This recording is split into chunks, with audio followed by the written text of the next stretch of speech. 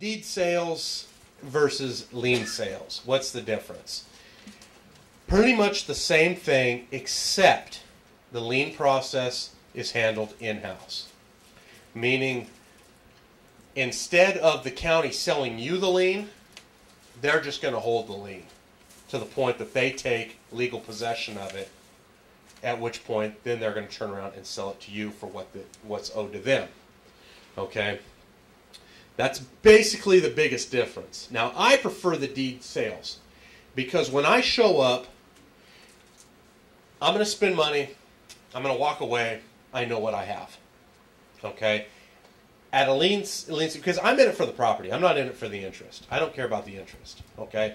Some people want that interest, and that's fine. Some people are at a different point in their life where they say, you know, I've got X amount of dollars and I just want it to work for me, and I want to get the biggest percentage of return that I can get. There's nothing wrong with that. That's just not for me. What I prefer is the property. I want to own as much real estate as I possibly can. And when I go to a lien sale, my number one objective is to get property.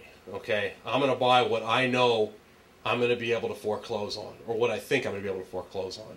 Now, I might want to mention this, okay, at a lien sale, I see a lot of people, and it's funny, once you've been to them, and I was probably the same way when I first started going, I don't know, but you'd see these people, they'd be walking out of the sale, and they'd be, oh, I'm so happy, we're leaving a lien sale. Oh, I got 40 liens, look at all these properties we got. Oh, we're going to do this with this one, and we're going to do this with this one, and no, you're not. You're not. Because chances are, out of those 30 properties that you just bought liens on, you might, maybe, get one. Maybe. The rate of redemption is pretty high.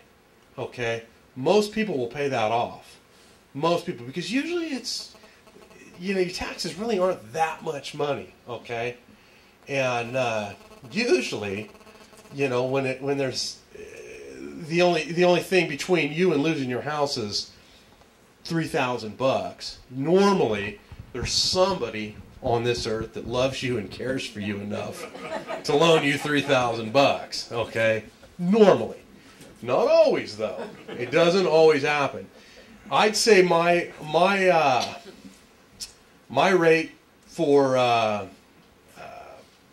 getting property out of a lien sale, I'd say is probably somewhere 8-9%.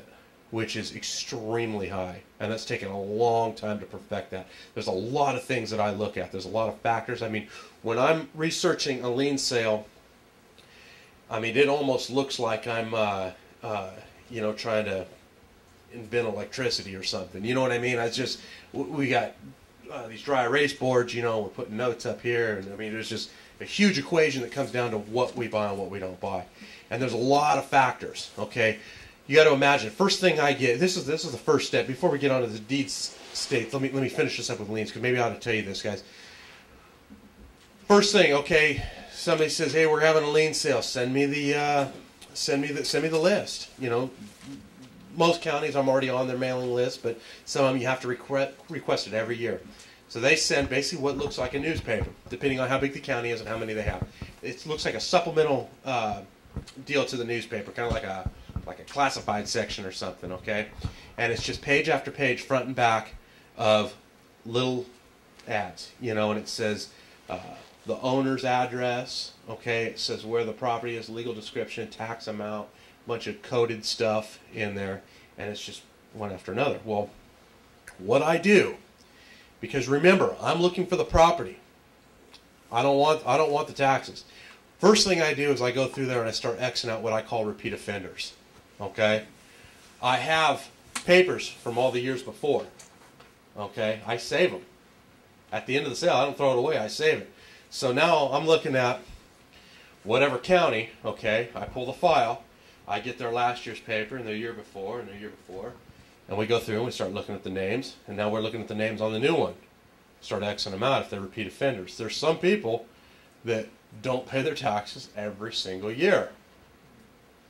And then when it comes down to it, then they pay their taxes right at the very end. Okay? Well, I don't want to waste my time with that. Okay? Most people don't go to that extreme. They don't know. They just, oh, well, so-and-so, whatever, and they go with it. Okay, so now I'm able to X out the first half of the catalog.